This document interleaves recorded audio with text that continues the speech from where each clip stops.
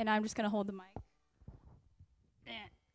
And it's really about our uniqueness and how ethnicity plays into part of that, and how just the Lord has created us with that. So here we go. You and me, we live in this country, and I presume that you assume that this here is the way of life, but globalization breaks down the walls to each and every nation. Extinction of separation, though segregation uprises the temptation for discrimination. You see, I define God by what I see, the tangible manifestations around me, my surroundings. I define love by whatever's on the big screen, the couple holding hands depicting love is what it seems.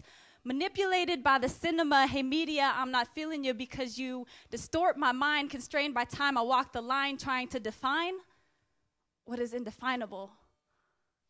I think the Lord thinks it's pretty comical, illogical, trying to define Jesus philosophically.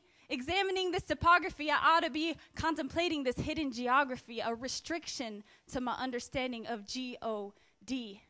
So God, I pray that you would expand the capacity of our interpretation. He says you cannot fathom me because we travel overseas, subconsciously carrying our theories with us.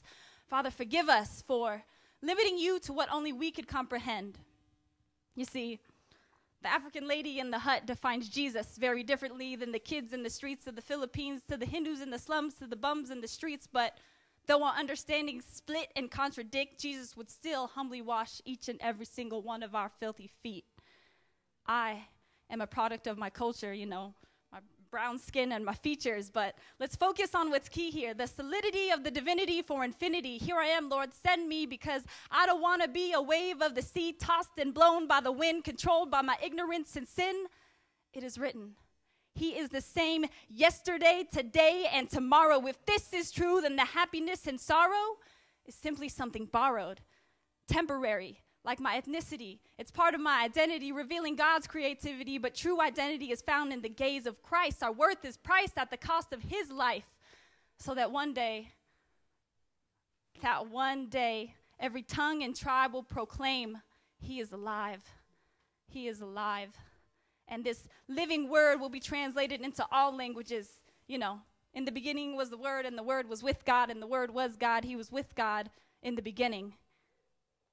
And this word is foundational, and the foundation is relational, and it is not debatable, but truth is relatable to the ends of the earth, drawing the conclusion that truth removes illusion, erases confusion, rids pollution, and the solution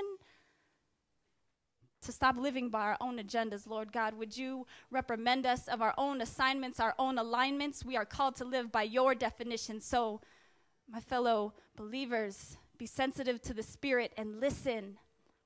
Who does he say he is? What does he say love is? And who does he say you are? Because who he is loves who you are.